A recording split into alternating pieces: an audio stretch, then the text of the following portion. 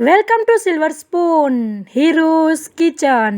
આજે આપણે નાસિકની ફેમસ કિસમિસ બનાવીશું, તે પણ હોમમેડ અને ચોખ્ખી। આ કિસમિસ 350 દ્રાક્ષમાંથી એટલે કે ગ્રેપ્સમાંથી આવી રીતે 75 અથવા તો 70 ગ્રામ કિસમિસ બને છે। તો ચાલો આપણે ટિપ્સ અને ધ્યાનમાં રાખવાની બાબત સાથે કિસમિસ બનાવવાનું ચાલુ કરીએ। સૌપ્રથમ આપણે દ્રાક્ષને તેના ઝુમખામાંથી આવી રીતે નોખી કરી લેવી અને બધી દ્રાક્ષને આપણે વીણીને સરસ ભેગી કરી લેવી। જો કોઈ બગડેલી હોય તો તેને દૂર કરી દેવી। પછી આવી રીતે એક કઢાઈ લેવી અને ગેસ ચાલુ કરવો। પછી તેમાં પાણી ઉમેરવું।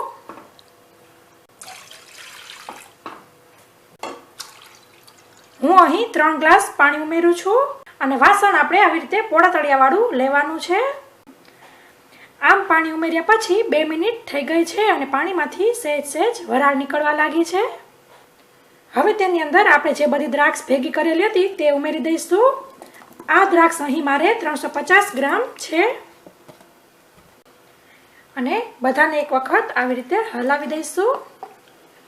ગેસની ફ્લેમને આપણે ફાસ્ટ જ રાખવાની છે। તમે જોઈ શકો છો અત્યારે બધી દ્રાક્ષ નીચે તળિયે બેસી ગઈ છે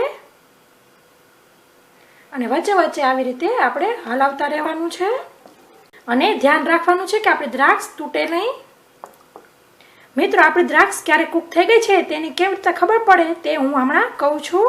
તમે જોઈ શકો છો પાણીમાંથી બબલ નીકળવા લાગ્યા છે। મિત્રો, જ્યારે આપણે આવી રીતે કિસમિસ બનાવતા હોય ત્યારે ખાસ ધ્યાન રાખવું કે આપણી જે દ્રાક્ષ હોય તે મીઠી હોય, નહીતર આપણી જે કિસમિસ બનશે તે પણ ખાટી જ બનશે।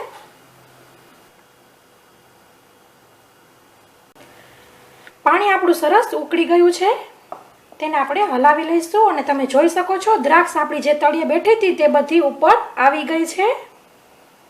આપણી દ્રાક્ષ કૂક થઈ ગઈ છે તેની પહેલી નિશાની છે કે બધી દ્રાક્ષ તળિયેથી આમ ઉપર આવી જશે અને બીજી નિશાની છે કે બધી દ્રાક્ષનો કલર ચેન્જ થઈ જશે। આવી રીતે તળિયામાંથી ઉપર આવી જાય એટલે પછી 1 મિનિટ માટે કૂક કરીશું અને આપણે વચ્ચે વચ્ચે હલાવતા રહેવાનું છે। આપણી બધી દ્રાક્ષ ઉપર આવી ગઈ છે। ગેસની ફ્લેમ બંધ કરી દઈશું અને ત્રીજી નિશાની છે કે આ દ્રાક્ષ આવી રીતે આમ ફાટી જશે, તમે જોઈ શકો છો।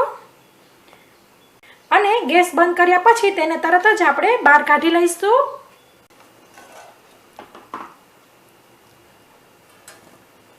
આવી રીતે તેને ઝારાના મદદથી ચાળણીમાં કાઢી લઈશું।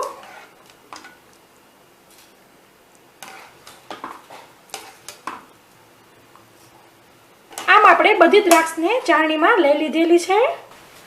આવી રીતે પહેલા એક ન્યૂઝપેપર પાથરી લેવું નીચે અને પછી તેની ઉપર ડબલ ઘડી કરેલું કપડું પાથરી દેવું અને પછી જે આપણે કૂક કરેલી દ્રાક્ષ છે તેને એક એક પાથરી દઈશું। મિત્રો, જ્યારે આપણે કિસમિસ બનાવી હોય ત્યારે આપણે સવારે જ બનાવી અને તેને આપણે તડકે સુકાવા દેવાની છે। મારે અહીં હજી સવાર છે, તડકો હવે મારા ઘરમાં આવશે। આમ આપણે બધી દ્રાક્ષને છૂટી છૂટી સૂકવી દઈશું। મિત્રો, આમ ઘરે કિસમિસ બનાવવાથી ચોખ્ખી અને બજાર કરતાં ઓબ્વિયસલી સસ્તી પડે છે, તો તમે ઘરે એક વખત આવી રીતે કિસમિસ જરૂર ટ્રાય કરજો। હવે આપણે આ દ્રાક્ષને તડકામાં 2 થી 3 દિવસ માટે સુકવવા દઈશું। તો મિત્રો, આપણી ગ્રેપ્સ 3 દિવસ પછી સરસ સુકાઈ ગઈ છે, તમે જોઈ શકો છો એકદમ પરફેક્ટ કિસમિસ જેવી લાગે છે। અને મિત્રો, સુકવતી વખતે ખાસ ધ્યાન રાખવું, જો તમારી ઘરમાં કીડીઓનો ત્રાસ હોય તો આવી રીતે એક પ્લેટની અંદર પાણી લઈ તેની ઉપર આવી રીતે સ્ટેન્ડ રાખી દેવું, એટલે કે કાટલો રાખી દેવો અને પછી આમ રાખીને આપણે તેને સુકવવા દેવાનું છે। તો તૈયાર છે આપણી નાસિકની ફેમસ એવી હોમમેડ કિસમિસ। મિત્રો, તમે થોડીક મહેનતથી ઘરે આવી રીતે સરસ કિસમિસ બનાવી શકો છો અને તમે એરટાઇટ કન્ટેનરમાં ભરીને તેને સાચવી શકો છો। તો હવે તમે પણ આવી રીતે ઘરે બનાવજો અને તમારા ફ્રેન્ડ ઓર ફેમિલી સર્કલમાં શેર કરજો, જેથી તે લોકો પણ આ કિસમિસ ઘરે બનાવી શકે। થેન્ક યુ, આવજો।